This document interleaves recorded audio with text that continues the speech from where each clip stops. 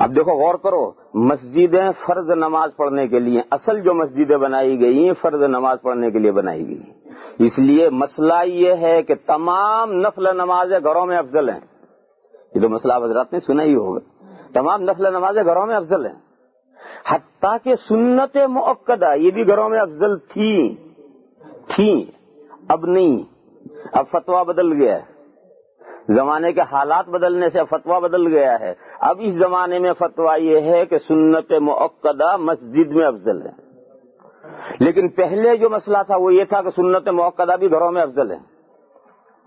اب یہ فتویٰ کیوں بدل گیا ہے؟ زمانہ بدل گیا، زمانہ ایکسپریس ہو گیا، اور ہر آدمی ویری بزی، کچھ کام نہیں کرتا، وہ ویری ویری بزی، جس کے پاس بالکل کوئی کام نہیں ہے وہ 2 مرتبہ ویری لگائے گا۔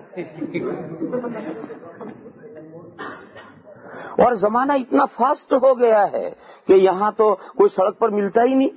آپ کراچی میں، دلی میں، بمبئی میں، کلکتہ میں، ڈھاکہ میں سڑک پر کسی مسلمان سے ملیے، سلام کیجئے، اسے پتہ ہی نہیں کہ میرے سامنے سے کوئی گزر رہا ہے، وہ اتنا مگن اپنے کام میں دوڑتا ہوا جا رہا ہے، اتنا آدمی فاسٹ زندگی ہو گئی اس کی۔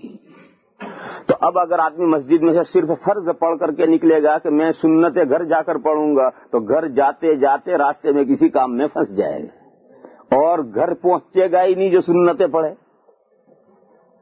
اور گھر پہنچ بھی گیا تو پہنچتے پہنچتے اتنے کام اسے یاد آ جائیں گے، اتنے کام اس سے یاد آ جائیں گے کہ گھر جا کر وہ سنت کیا رہ گئی، بھائی سنت چھوڑو، بھائی کام ضروری ہے یہ۔ تو چونکہ یہ زمانہ اس نوعیت کا آ گیا، تو اب وہ متاخرین مفتیان کرام نے فتویٰ یہ دیا کہ اب فرض، واجب اور سنت مؤکدہ یہ مسجد میں افضل ہے۔ فرض اور واجب تو مسجد میں ہے ہی، فرض اور واجب تو مسجد میں ہے ہی، لیکن سنت مؤکدہ بھی مسجد میں افضل ہے۔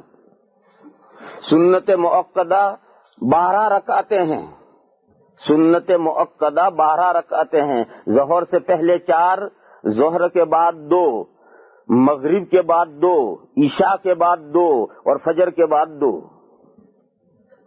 یہ سنت مؤکدہ ہے۔ فجر سے پہلے 2 اور ظہر سے پہلے 4 اور ظہر کے بعد 2، تو 4 2 6 اور وہ 2 8، اور مغرب بعد 2 اور عشاء کے بعد 2، یہ 12 رکعتیں سنت مؤکدہ ہیں۔ یہ سنت مؤکدہ اور فرض نماز اور واجب نمازیں یہ مسجد میں افضل ہیں۔ اب تو فتویٰ یہ ہے، لیکن پہلے جب ایسی صورتحال نہیں تھی، اس وقت تو مسئلہ یہ تھا کہ مسجد میں فرض نمازیں پڑھنے کے لیے مسجدیں ہیں، باقی سب نفلیں گھروں میں افضل ہیں۔ ہر آدمی جائے گا اور اپنے گھر میں جا کر کے نفلیں پڑھے گا۔ تو مسجدیں جو بنائی گئی ہیں در حقیقت اس کام کے لیے،